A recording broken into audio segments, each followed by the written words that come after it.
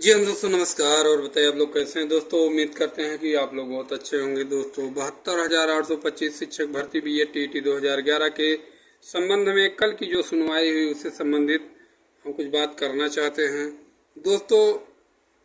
बहुत मुश्किल से अपने लोगों का मुद्दा बच पाया, नहीं तो कल ही सब फिनिश हो गया होता। इसमें जो गुटबाजी हो रही है इसी की वजह से लगता है कि हाथ से सब निकल जाएगा।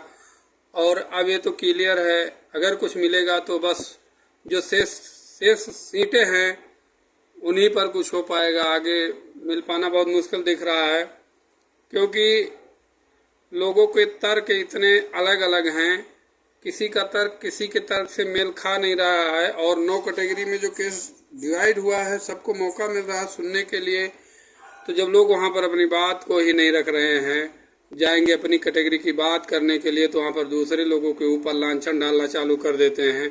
ऐसे बात बन पाना बहुत मुश्किल है दोस्तों। ये है कि जो शेष सीटें हैं सभी मुद्दे को सुनने के बाद यही निकल के आ रहा है कि सब मुद्दे जब सुन लिए जाएंगे तो लास्ट में यही आएगा कि जो शेष सीटें बची है उस पर सरकार नियुक्ति दे। और किन किन लोगों को नियुक्ति मिलेगा, कैसे मिलेगा, ये तो ऑर्डर आने के बाद ही अब पता चल पाएगा। कुछ विशेष हो पाना बहुत ही मुश्किल है, क्योंकि दिक्कतें बहुत ज़्यादा बढ़ गई हैं। लोग अपने अपने लिए सब कुछ करना चाहते हैं, कोई कुछ कह रहा है, कोई कुछ कह रहा है।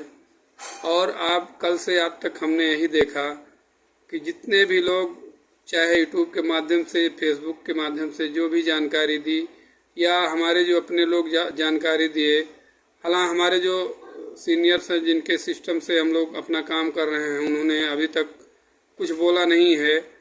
अब शाम को आज बताए हैं कि क्या कैसे होगा। जो बात वो लोग बताते हैं हम उसको आप सबको बताते रहेंगे।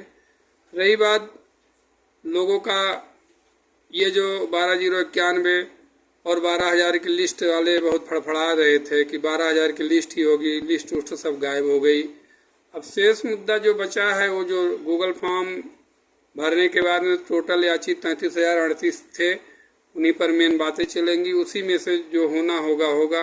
अगर नियुक्ति होगी तो उन्हीं लोगों में से होगा, दूसरे किसी का नहीं होगा, ये भी तय है। लेकिन किस बेस पर होगा, क्या आधार होगा, मेरिट आधार होगा या टीटी बेस आधार होगा या डायरेक्ट कोई एज बाउंडेशन होगा, क्या होगा, ये अभी हम सबको कुछ जानकारी नहीं है। ये फाइनल ऑर्डर आने के बाद ही पता चलेगा। अब हम लोग कुछ मांग भी नहीं कर सकते हैं। और जो कंटेम्प्ट हुआ है, कंटेम्प्ट का कुछ आधार होता है, कुछ टाइम नियत होता है। अगर उस टाइम के अंदर कंटेम्प्ट हुआ है तभी कुछ, नहीं तो केस भी खारिज हो सकता है। तमाम दिक्कतें हैं। अब आगे देखिए क्या होगा, जैसे जैसे जो भी होगा, जो भी जानकारी मिलती है आप सबको मैं बताता रहूँगा। जय हिंद, जय भारत।